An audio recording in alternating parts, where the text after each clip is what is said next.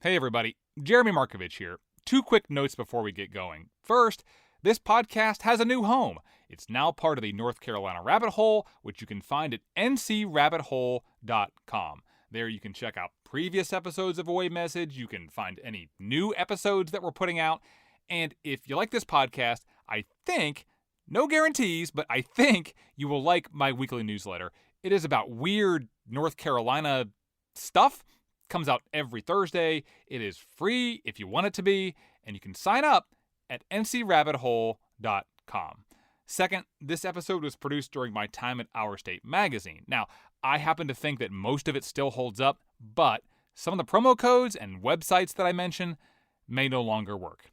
Okay, here's the show.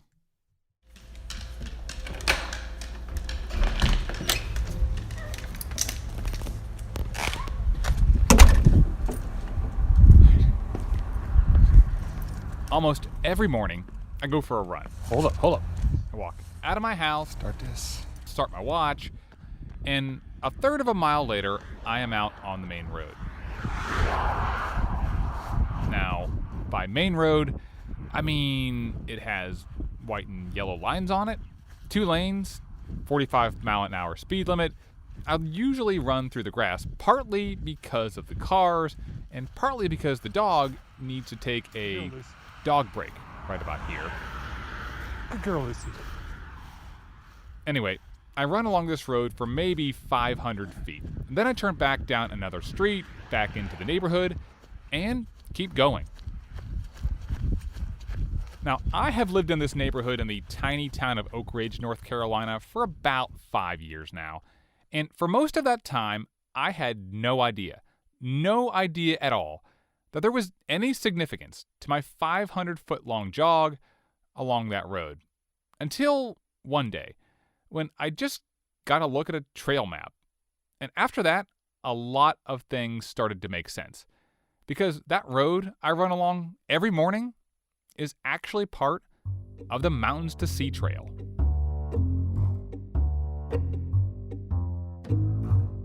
Okay, for example, a few times I remember seeing people in backpacks, like big backpacks, just walking down the side of the road. And I thought, it's kind of weird. Wonder where they're going. But after I saw the map, I was like, oh, they're long-distance hikers. Got it. That also explained the campsite over at the town park, the one that's hidden behind the maintenance shed. It also explained the local trails committee that was formed before there were any local trails. You get the idea. But the biggest thing, at least to me anyway, was that for years, I had been running along a section of the Mountains to Sea Trail almost every day and never even knew it.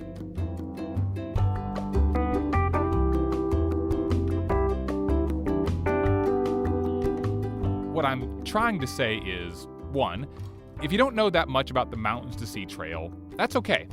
I didn't either.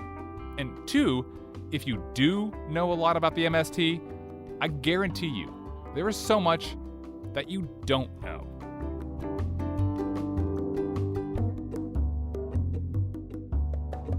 Okay, so the Mountains to Sea Trail, and this is kind of obvious, I guess, is a trail that runs from the mountains of North Carolina to the sea.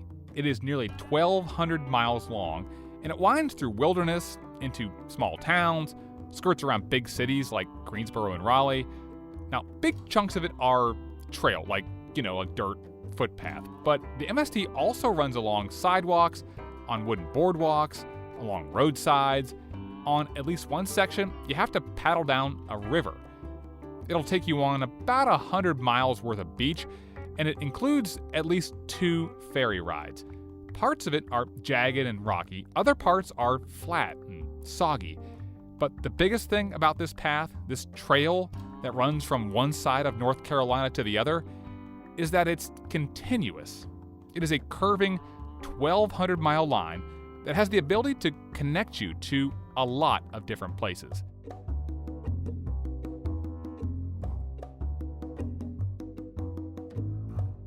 And behind those places are people, hikers, trail builders, trail angels, citizens of trail towns.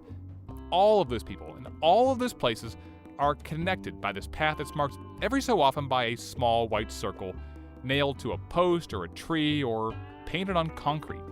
Every time you see one, every time you walk or hike or jog or paddle, any bit of it, you are plugging into something bigger. And so now, when I go for a run in the morning, it's different.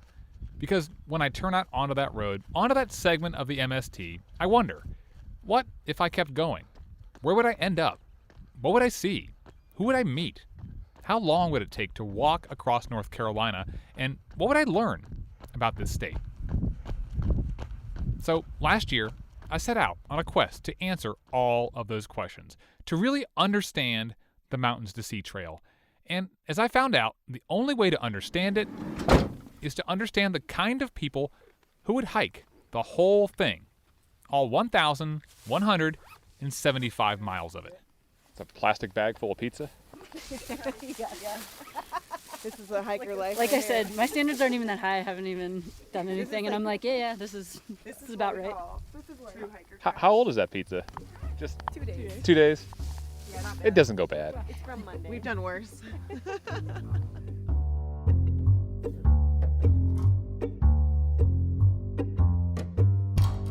I found several people who were all about to set out on a trip across North Carolina.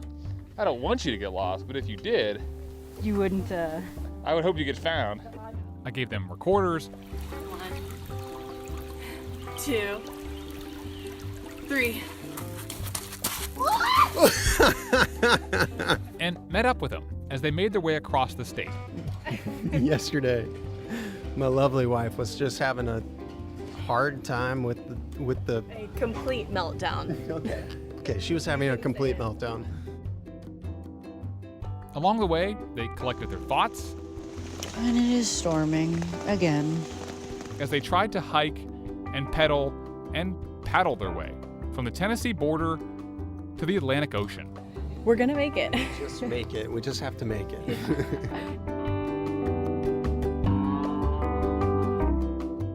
And what I found I'm a little anxious right now.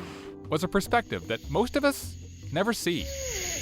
We're in our tent, and this animal is moving around us. We're not sure what it is. On a journey that few people have ever made. I can't believe I'm in North Carolina, to be honest. It's nothing that I knew that we had.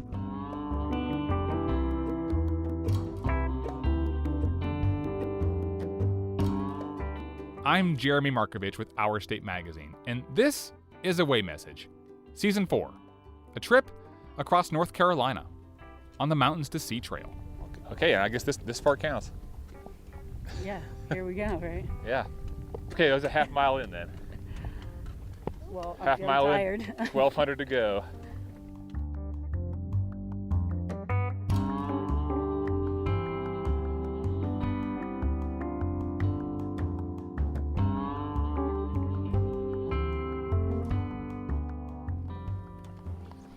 Hey, how are you?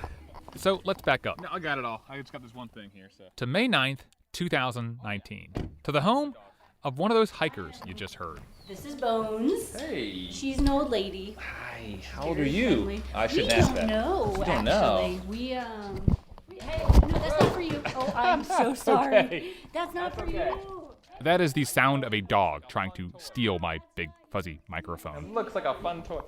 I walk inside this bungalow and sit down at the kitchen table where there's a laptop open and then a clipboard with notes on it and then another stack of note cards next to that. It's like, what's your system over here? What are we looking at? To be honest, I'm not a very organized person in my personal life. So when it comes to like work, I just know I have to be overly organized to like stay on top of things. So I think I overcompensate a little bit. So you have a lot of tabs open on your computer is what you're saying.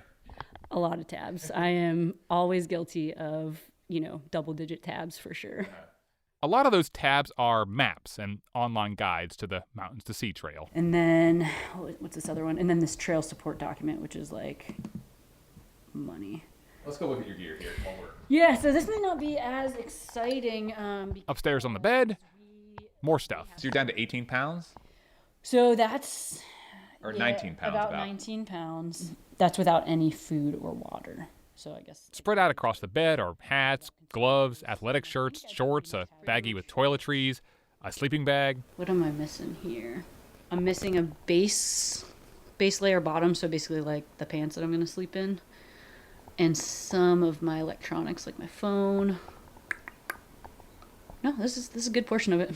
Yeah, I feel like I pack more for a trip to the beach for 3 days. I absolutely do. This is new, and it's really like, I mean, if I'm going somewhere, I'm bringing 3 bags that I don't need, but I've had enough Army rucking experience to know that I just don't really like carrying super heavy weight. So at this point, I probably should introduce you to the person whose house we're in. I'm Erin Brennan.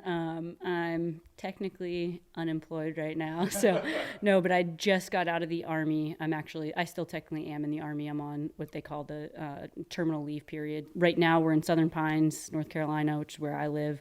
My husband and I will be staying here the next couple years while he stays in the military.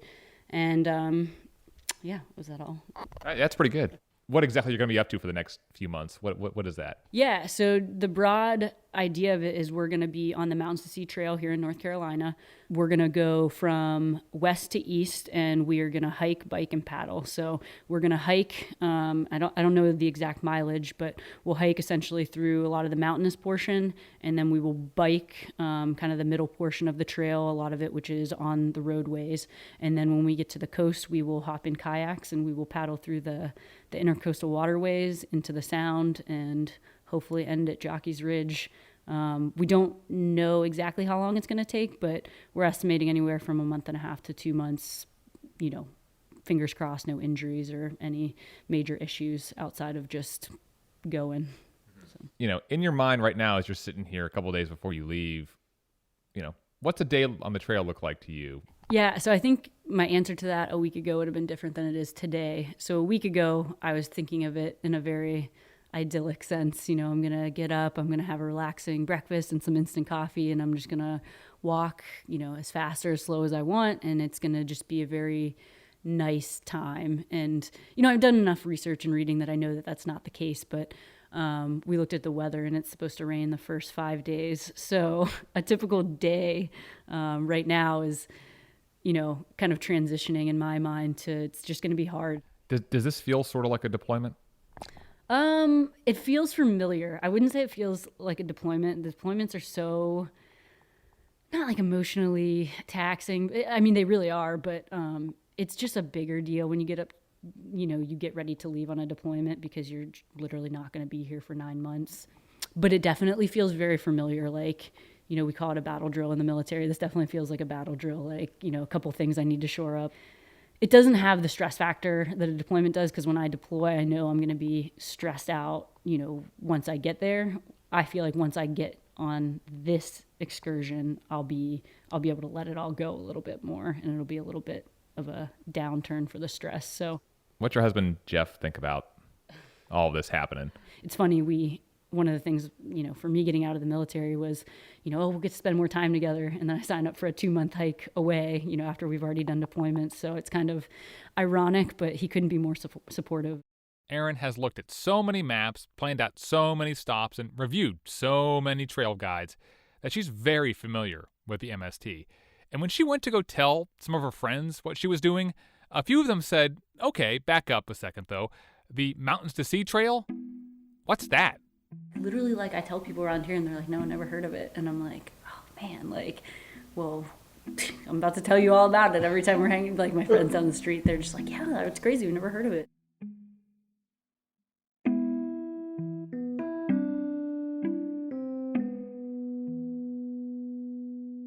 Now, I'm not here to judge, but I will say that Southern Pines is not really all that close to the trail. So, yeah, you could be forgiven about not really knowing about it. Also, the trail is pretty young as long-distance trails go. And so I wanted to know, how exactly did this trail start? Hello. Hello. Hey. So to get the answer, I called this guy. I'm Howard N. Lee. I am retired. And Howard says the Mountains to Sea Trail? Yeah, I created it. Kind of by accident. But we'll get to that part. My public service started in 1969 when I was elected mayor of Chapel Hill. The first black mayor of Chapel Hill. He ran in part because realtors wouldn't sell him and his wife a house in a white neighborhood. So I went to the local city council, and they refused to pass an ordinance opening up housing. And as a result of that, I decided maybe I should run for mayor.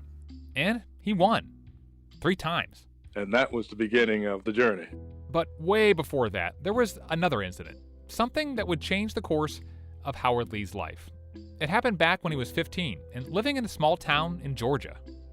Bathrooms were segregated, and I went to the colored bathroom, as it was called at that time, and it was so nasty I refused to use it, so I went into the white men's bathroom. But then I really got adventurous, which probably was not smart, and went into the white women's bathroom to check it out. I was beaten up by a group of Klansmen. I got away, and of course, that also taught me a lesson, and I made 2 commitments. The first was that I would never leave the South because I felt this was my home and that I had every right to be here, but I had to fight for equality and opportunity. The second was never to be so bold as to not figure out or plan carefully the process and not just try to take the system head on, but find ways to work within the system in order to achieve desired outcomes. So, in short, Howard Lee fights for what he believes in, but he also believes in doing things by the book, which makes what he did in 1977 pretty remarkable. By that time, he had a new position as North Carolina's Secretary of Natural Resources, and he gets an invitation to speak at the National Trails Conference, which is being held up at Lake Junaluska, this really scenic spot way up in the mountains. So Howard is preparing the speech, and this guy who works in the department, the guy in charge of trail development, comes to him and says, "Hey, I have an idea." So the young person who headed up that division asked if I would consider proposing that North Carolina should have a trail that ran from the mountains and ended at the sea, from the mountains to the sea. And so my staff persuaded me to do that, and I did. I thought that would just simply be a throwaway line in the speech. I would say it, people would hear it, and maybe it might plant some seed and everything would go away. Unfortunately, when I cited that line in my speech, the audience rose in unison and gave me a standing ovation for making that proposal.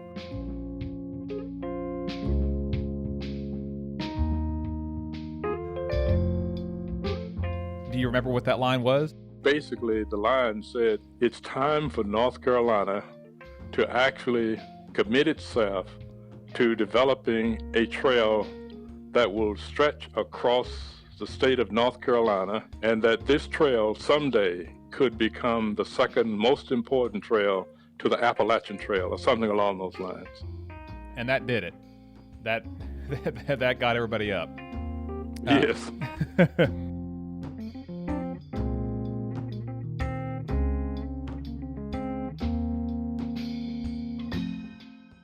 The problem is that no secretary should be making any major proposals without clearance through the governor's office. I had not cleared that through the governor's office.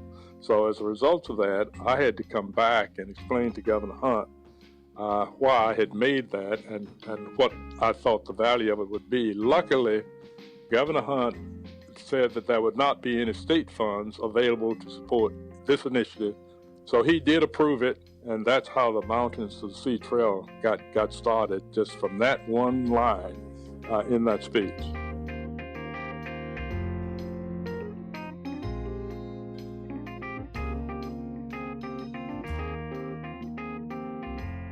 And now, Howard Lee, who had just done a very un-Howard Lee thing, has a new problem.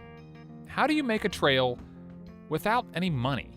Well, one way is to go to the folks who run parks, national, state, and local parks, as well as the national forests, and say, do you mind if we get some volunteers out there to build and fix up some of the trails across your land? And most of the time, the answer was, sure, knock yourself out. So within the first year, we were able to assemble approximately 400 acres of land that would be the original segment of the trail. At first, there was this energy. Sure, there was no budget, but Agencies are working together. Volunteers are giving their time and effort. People are excited. And then it all just runs out of steam. In 1981, Howard Lee leaves state government, and the idea languishes throughout the 80s and 90s. But there are still people dedicated to the Mountains to Sea Trail. One of them is a guy named Alan DeHart. DeHart was a professor at Lewisburg College north of Raleigh, where he taught history and psychology. He also founded a botanical garden there, along with a concert series. Also, he worked hard to make Lewisburg, and I am not making this up, the home of the International Whistlers Convention. But most of all, DeHart loved to hike. He wrote trail guidebooks for several states, including North Carolina. That clicking noise is the sound of DeHart's measuring wheel. He insisted on checking the distances of the trails himself, and then he'd go out and remeasure those distances again and again, even into his 80s.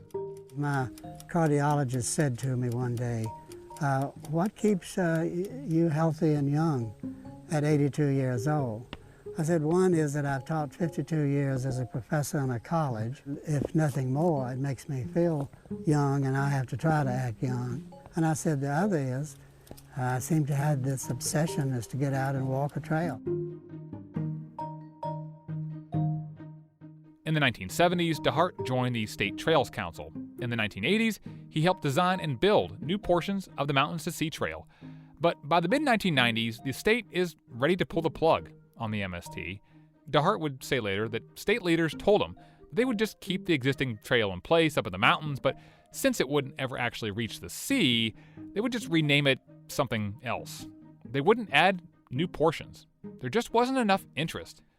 So to save the trail, to keep the dream alive, DeHart has to do something drastic, something big, and he has to do it quickly.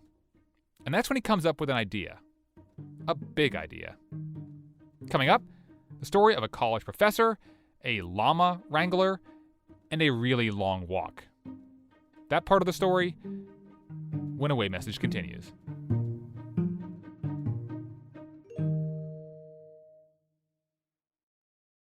This is Away Message. I'm Jeremy Markovich. So, the Mountains to Sea Trail was proposed in 1977, kind of by accident, but it wasn't until the late 1990s, 20 years later, when it really started to become what it is today, thanks to a guy named Alan DeHart. So, to find out what he did, I called another guy named Alan. Good morning. Hey, Alan, how are you? Alan Householder. Where are you right now? I've had to drive about 5 miles from my house to near a cell phone tower. I'm in an area near Sevierville, Tennessee. Alan and I didn't exactly have the best cell phone signal because he's kind of in a remote area. And he's there because he has a job that I did not even know was a job. I am a llama wrangler with LeConte Lodge in the Great Smoky Mountain National Park. And I'll be doing my 19th season working with llamas this year. How did you get into llama wrangling? I worked for a sister lodge for LeConte Lodge, and they needed the llama wrangler was retiring, and I thought it'd be an interesting way to make a living hiking. I took the job because it involved hiking 40 miles a week, and I was attracted to that, but I had no knowledge of llamas. So that was a learning curve for sure. How does one gain knowledge of llamas? Very slowly.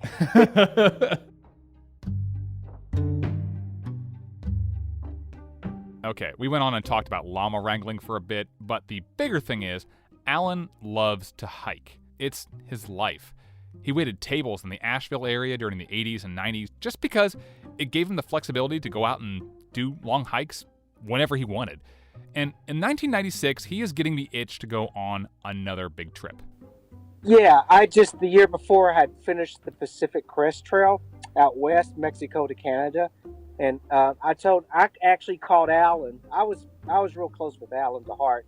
And I just threw that out to him about hiking the Mountains to Sea Trail as it was. He says, it's funny that you asked because I am proposing doing that next spring and I would love for you to join me. What was Alan DeHart like? Alan was very passionate about the Mountains to Sea Trail, and he'd hiked all these trails. He was particularly interested in the Mountain Sea Trail because the concept, the idea of it collapsed after some initial excitement, and that was the whole purpose of our journey, is to get that enthusiasm built back up.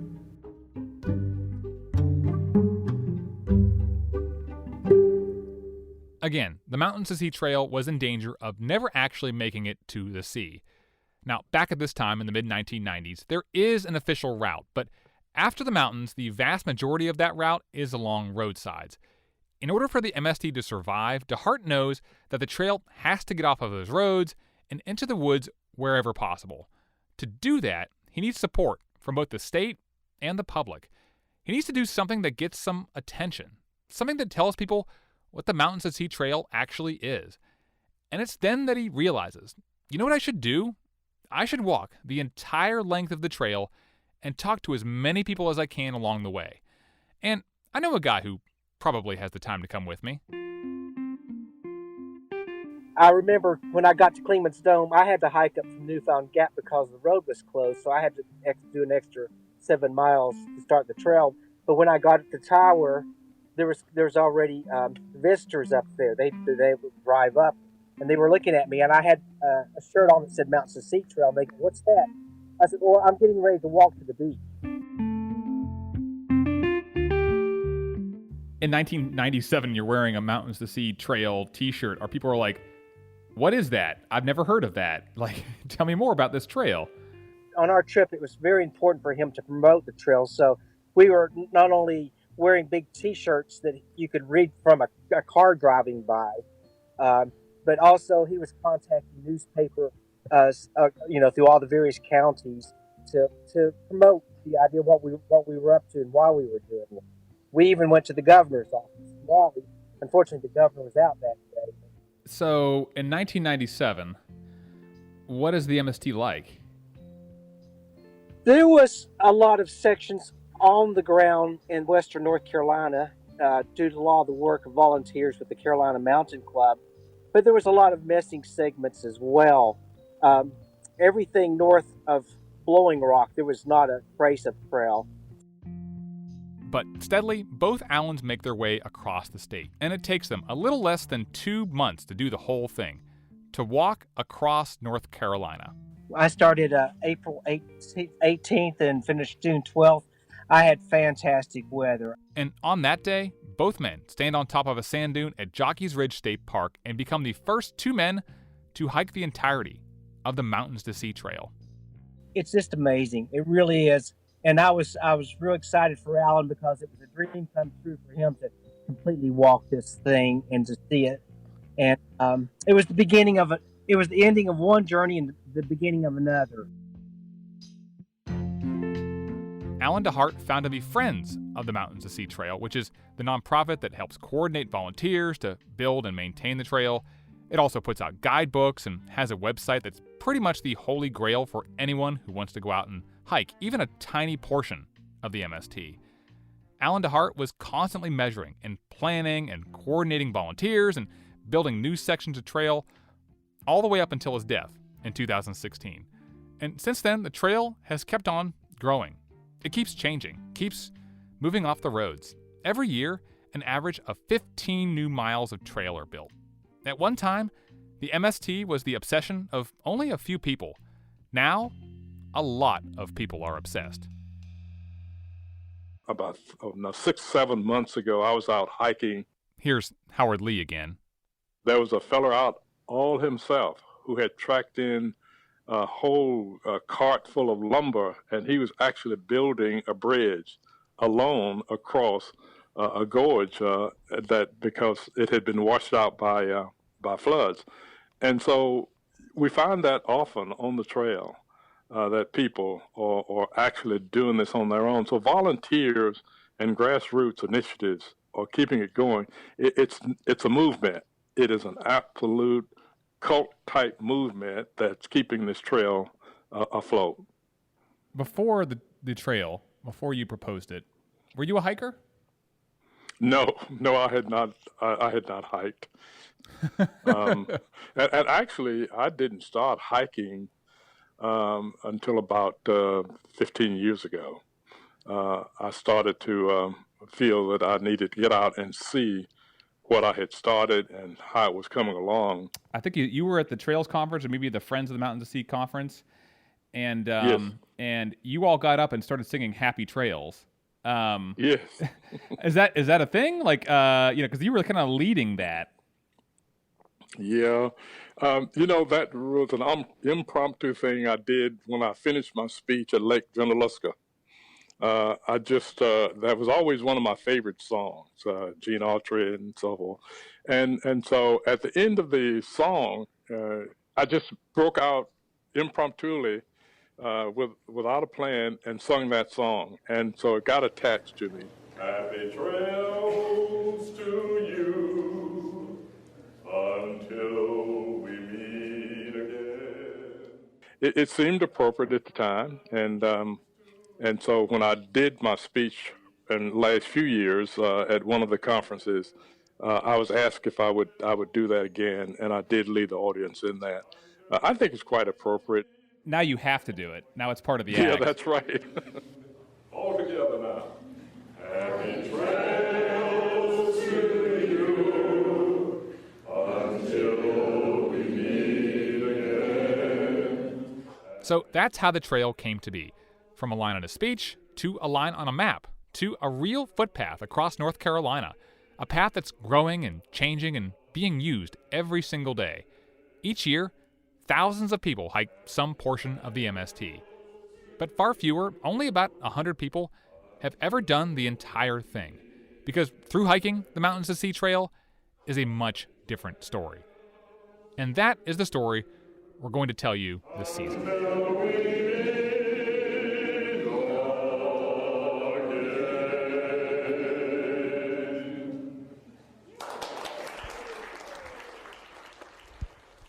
Yeah. Good enough. So back to Erin Brennan, the hiker you met earlier. A few days after I talked with her in Southern Pines, she said goodbye to her dog. I guess I'm not getting a goodbye from you now that the peanut butter's out.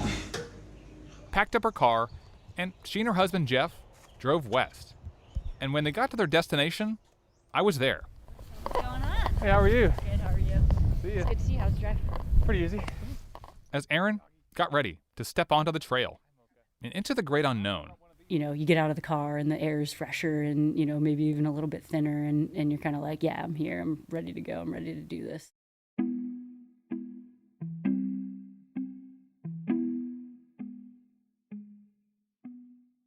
And it wasn't just Erin. Around the same time, 2 other people stepped onto the trail and headed east. This is Aaron and Lexi. We are at the trailhead about to head up to the Klingman's Dome overlook. Lexi, how you feeling? Excited. All of them had an idea of what they'd be in for. Beautiful views, bad weather, wildlife, sore feet. It'd be fun, exhausting, quiet, and in some parts, loud. And everybody had one simple goal: to make it to the end, to the ocean, to cross the finish line, 1,175 miles away.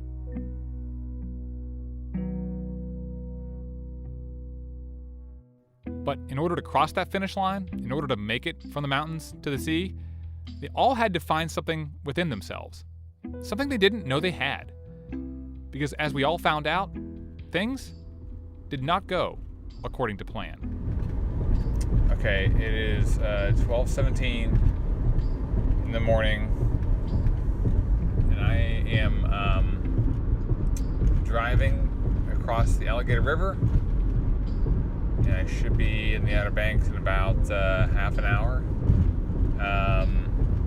It's late, but I got a phone call from Erin, so I am dropping out there to go see her. See what this is all about.